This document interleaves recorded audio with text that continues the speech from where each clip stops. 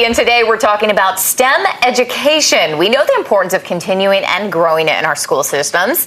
And here to tell us more, we welcome Moni Singh. She's the creator of the STEM for Kids system. Moni, thank you so much for joining us. Thank you for having me. And an author as well. We're going to talk about this a little bit, but first I hear you have a little demo for us. Yes, Amber. If you can walk up, first of all, if you can show a quick demo that you can lift your legs up. Okay. Everything is fine and perfect. Great.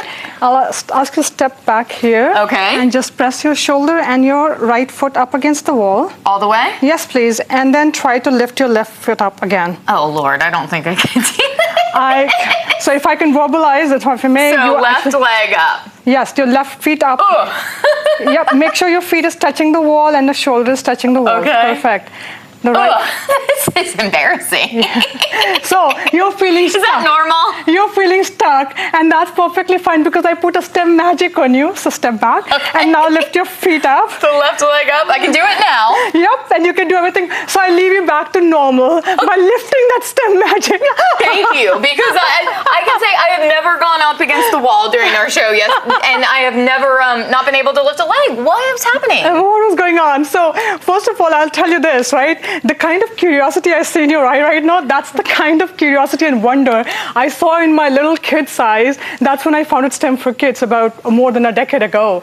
And one of the big foundations of STEM education is tapping into that curiosity. So make it so that the kids feel intrinsically motivated to learn more and continue on and to do all the, like the Lenovo Ready Set App Challenge as they grow up. So that's the thing. But let me give you the science behind what just happened, right? Okay, please. That was break the it power down of for science. us. So, you know, there's a pull all around us. That's the pull of Earth. That's gravity.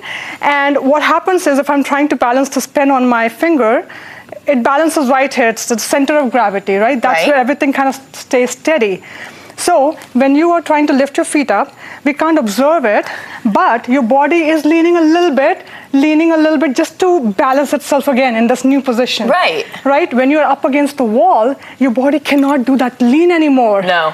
And that's why you can't even lift your feet up. You feel stuck. So that's the power of gravity. So it's science. It's science. It's science. I love that. And I love the premise of why you started this program. One, it came from your own kids. And two, you know, a lot of times when even adults think of math or science, they get bogged down by all the numbers and the formulas and all of these things that sound so scary, for lack of better terms. So your program breaks it down so it actually makes it fun. Absolutely, and keep it so engaging that kids just get into it. That's amazing. I can tell how into it you are because I want to go do more projects. You also have a program called 4-Dimensional STEM, which it goes even more in depth. Yeah, so when we look at STEM education, so again, this is kind of going back to over a decade when we kind of created this whole thing together, you have to look at the content, right? That's the core content of whatever you're teaching children, whether it's the mechanical concepts or computer programming or robotics or biomed. There's so many different topics out there, right? So that's the core concept. That's the first dimension. The second dimension goes into making connections with the real world applications, real careers. So children can understand, so what? Why am I learning this, right? So doing something like this where they can start to feel, okay, yeah, I can see the force of gravity. Making the third dimension is actually going into more the interdisciplinarity, right? How do learning from one area connects with another because we're not dealing with silos anymore. Right. And then the final element goes into more the life skills, right? And this is something COVID brought front and center.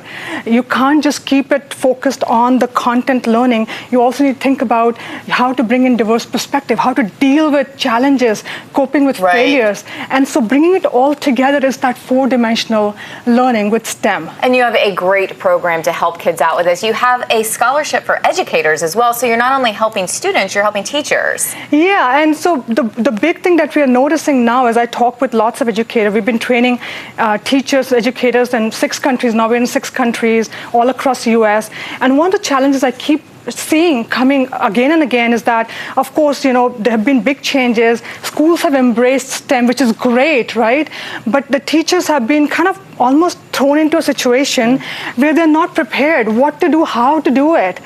And they're constantly scrambling to figure out what am I supposed to be teaching kids, because STEM, as I said, it's very wide, right? Right, and so you're helping make it easier and you're giving access to this information. Absolutely. So there's all these, the lessons, there's like more than 300 hours of instructions. So there are lessons in different kinds of topics, together with that 4-dimensional element I talked about, through the scholarships, making it available to the teachers wherever they are, whoever you are. So whether you're a private school teacher, public teacher, you're dealing with curriculum instruction. All around the world. Anywhere, if you are dealing with STEM education anyway, I have an $88 million scholarship. It's basically going to help the first 10,000 educators. Amazing. Give the, basically you get the lessons, you have the plan ready to go, how to implement it with the students. Amazing.